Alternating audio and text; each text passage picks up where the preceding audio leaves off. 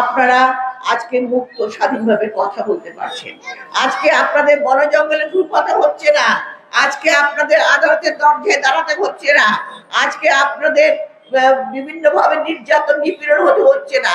আপনাদের এই এলাকার সন্তানকে, যেটা একটা অত্যন্ত সুন্দর একটি এলাকা, যেখানে আমাদের দেশ পরিচালিত করে আমাদের বিভিন্ন সাবেক সচিব থেকে শুরু করে সবাই বসবাস, অর্থাৎ একটা সুন্দর নির্মম জায়গা যেখানে গুলি করে হত্যা করে আপনার এই এলাকার সন্তানদের খুন করেছে, সেইখান থেকে আজকে আপনারা মুক্ত।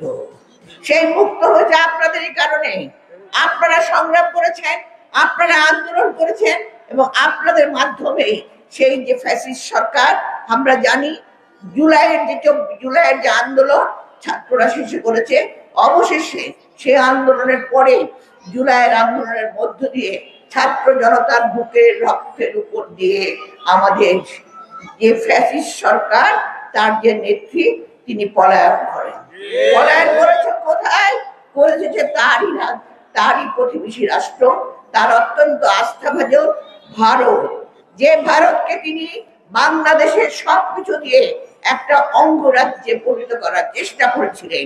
আজকে বাংলাদেশের পররাষ্ট্রনীতি ভারত বিভিন্ন সময় বিভিন্ন ভাবে আজকে আমাদের উপর অত্যাচার করছে। তার কারণ তারা দেখেছে শেখ হাসিনা নাই, এখন এখানে কিভাবে এই বাংলাদেশকে ভাঙতে হয়, ষড়যন্ত্র করতে হয়, শেখ হাসিনাকে নিয়ে সেখানে ভারত ষড়যন্ত্র করছে। কিন্তু আপনারা হলেন বিএনপি সৈনিক, আপনারা শহীদ জিয়ার সৈনিক, আপনারা কিছুতেই কোন ভারত কেন কাউকে বাংলাদেশে স্বাধীনতা সার্বভৌমত্বের পতাকা নষ্ট করতে দেবেন না। আমরা জানি, আমরা অতন্য প্রহরীর মতো দীর্ঘ এতটা বছর, 15 বছর আন্দোলন করেছেন, এখনো আপনাদের আন্দোলন থেমে যায় না। কেন? এখন আন্তর্জাতিক চক্র এবং বিদেশি চক্র, দেশি চক্র মিলে বাংলাদেশকে নষ্ট করার চেষ্টা করছে। তাই ভাইরা, আজকে আপনাদের মনে রাখতে হবে, শহীদ প্রেসিডেন্ট জিয়া তিনি কি করেছিলেন, তার কি আদর্শ ছিল, তার কি সংস্কার ছিল। তিনি যে 19 দফা দিয়েছিলেন, সেই 19 দফা ছিল সংস্কার।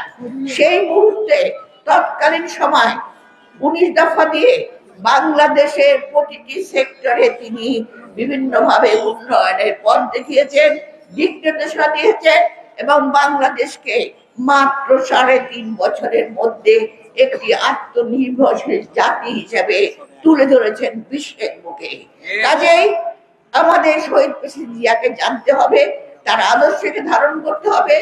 আপনারা অনেক ধৈর্য ধরেছেন, আপনারা অনেক কষ্ট করেছেন, তারপরেও মনে হয় শত্রুর সঙ্গে লড়াই আমাদের এখনো শেষ হয় নাই, সেই লড়াই আপনাদের আসতে হবে। আজকে দেখুন, সংস্কার নির্বাচন নিয়ে অনেক কথা হচ্ছে।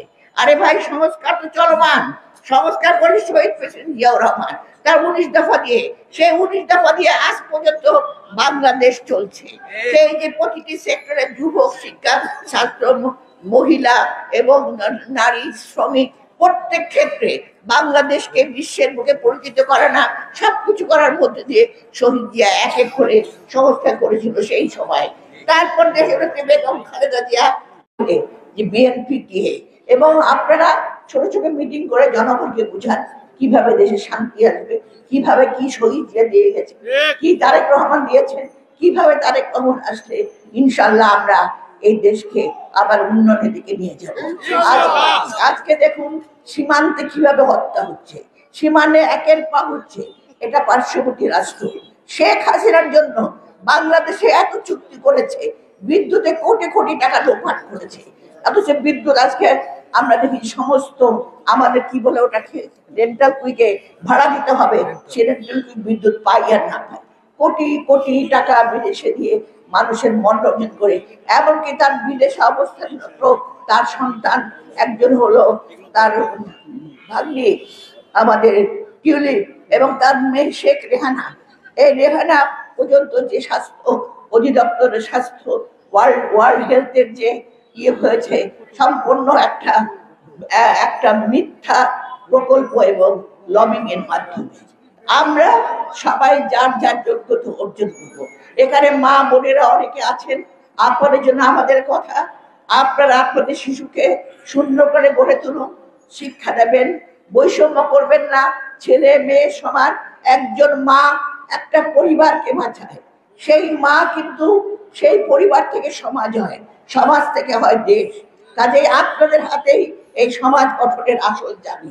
কাজে আপনারাও আত্মনির্ভরশীল হয়ে যে সকল প্রকল্প আছে কাজ করে আপনাদের সন্তানদের সুন্দর করে মানুষ করুন। তা আমি এখন আর বক্তব্য বাড়াবো না।